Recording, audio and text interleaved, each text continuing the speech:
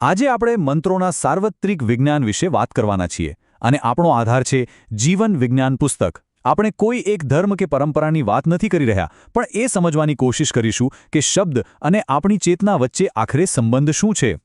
અને જુઓ, શરૂઆત જ કેટલી જબરદસ્ત વાતથી થાય છે. આનો મતલબ શું થયો કે આ જે આખું વિશ્લેષણ છે એ કોઈ આસ્થા પર નહીં, પણ એકદમ વૈજ્ઞાનિક અભ્યાસ પર આધારિત છે. એટલે કે આપણે અહીં એક એવા સાર્વત્રિક સિદ્ધાંતની વાત કરી રહ્યા છીએ જે કોઈ ધર્મની સીમાઓમાં બંધાયેલો નથી. અને આ અભ્યાસનો વ્યાપ જુઓ તો ખરા, કેટલો વિશાળ છે. જૈન ધર્મ, બૌદ્ધ ધર્મ, શીખ ધર્મ, ખ્રિસ્તી, ઇસ્લામ, યહૂદી ધર્મ, મતલબ કે દરેક મુખ્ય પરંપરાને આમાં આવરી લેવામાં આવી છે. આ જ વાત તો સાબિત કરે છે કે મંત્ર એ કોઈ એક કલ્ચરની વાત નથી, પણ એક ગ્લોબલ, એક વૈશ્વિક માનવ ઘટના છે. ઓકે, તો સવાલ એ થાય કે આ બધા જ ધર્મોમાં જોવા મળતા મંત્રો આખિર કઈ સમસ્યાનું સમાધાન કરે છે? અને જવાબ ક્યાંય બહાર નથી, એ આપણી અંદર જ છે. આપણું સતત દોડતું, આમથી તેમ ભટકતું મન. તો મંત્રના વિજ્ઞાન સુધી પહોંચીએ એ પહેલાં એ સમજવું બહુ જરૂરી છે કે ભાઈ આપણું મન આટલું બધું અશાંત રહે છે કેમ? તો આ પુસ્તક અનુસાર આપણી જે માનસિક અશાંતિ છે ને, એનું મૂળ આ 3 સ્તરોમાં બહુ ખૂબ જ ઊંડે છુપાયેલું છે.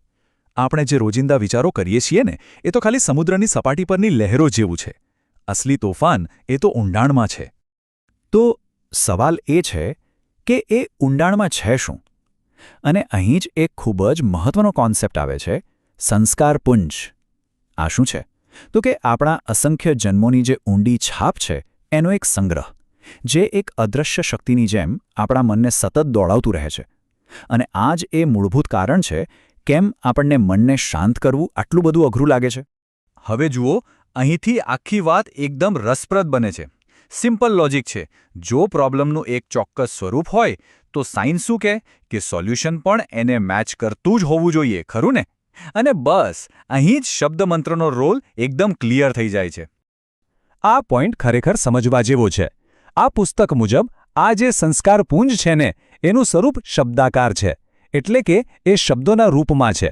તો હવે વિચારો, એનો સામનો કરવા માટે પણ આપણને શબ્દના રૂપમાં જ કોઈ શક્તિ જોઈએ, બરાબર ને? અને આ જ તર્ક મંત્રને કોઈ અંધશ્રદ્ધામાંથી બહાર કાઢી લે છે અને એને એકદમ સ્પેસિફિક પ્રોબ્લેમ માટેનું એકદમ સ્પેસિફિક વૈજ્ઞાનિક સાધન તરીકે રજૂ કરે છે. એટલે જ તો કહે છે કે મંત્ર એ મનને શાંત કરવા માટેનું ખાલી એક સાધન નથી, પણ એકદમ પાવરફુલ અને ટાર્ગેટેડ ઉપાય છે. એ આપણા મનની જે નોનસ્ટોપ ગતિ છે ને, એના પર બ્રેક લગાવવાનું કામ કરે છે.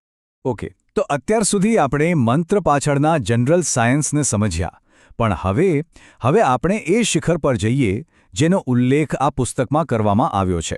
એક એવો મંત્ર જેને બધા જ મંત્રોનો રાજા એટલે કે શિરોમણી કહેવામાં આવ્યો છે. પણ એ શિરોમણી મંત્ર સુધી પહોંચતા પહેલા એક નાનો પણ મહત્વનો કોન્સેપ્ટ સમજી લઈએ, બીજ મંત્ર. આ બીજ મંત્ર શું છે? જેમ એક નાનકડા બીજમાં આખું વૃક્ષ છુપાયેલું હોય, બસ એ જ રીતે બીજ મંત્ર એક નાનકડા ધ્વનિમાં અપાર શક્તિ અને પોટેન્શિયલ લઈને બેઠો છે. હવે આ સમજ્યા પછી મનમાં સીધો સવાલ આવે કે જો આટલા બધા પાવરફુલ બીજ મંત્રો છે તો એ બધામાં સર્વશ્રેષ્ઠ કયો, શિરોમણી કયો, એવો કયો મંત્ર છે જે એકદમ ટોપ પર છે? અને એનો જવાબ છે પ્રણવ મંત્ર. જી હા, એ જ મંત્ર જેને આખી દુનિયા ઓમના નામથી ઓળખે છે. જીવન વિજ્ઞાન પુસ્તક મુજબ આ ધ્વનિ, આ સાઉન્ડ બધા જ બીજ મંત્રોમાં સર્વોચ્ચ સ્થાન ધરાવે છે. અને વાત અહીં ખાલી નામ આપીને પૂરી નથી થઈ જતી. આ પુસ્તક તો એની પાછળના આખા સાયન્સમાં ઊંડું ઉતરે છે. એ સમજાવે છે કે આ ધ્વનિ કામ કેવી રીતે કરે છે, શરીર અને મન પર એની શું અસર થાય છે, અને એના સાચા ઉચ્ચારણ પાછળનું વિજ્ઞાન શું છે. મતલબ કે આ એક સંપૂર્ણ વૈજ્ઞાનિક પ્રક્રિયા છે. તો આ આખા વિશ્લેષણના અંતે એક બહુ જ ઊંડો વિચાર આપણી સાથે રહી જાય છે. જરા વિચારો, જો આપણી અંદરની બધી જ અશાંતિનું, બધી બેચેનીનું મૂળ કોઈ એક શબ્દ કે ધ્વનિ હોય, તો શું એવું શક્ય નથી કે પરમ શાંતિની ચાવી એ પણ એટલા જ સિમ્પલ, એટલા જ ફંડામેન્ટલ કોઈ ધ્વનિમાં છુપાયેલી હોય?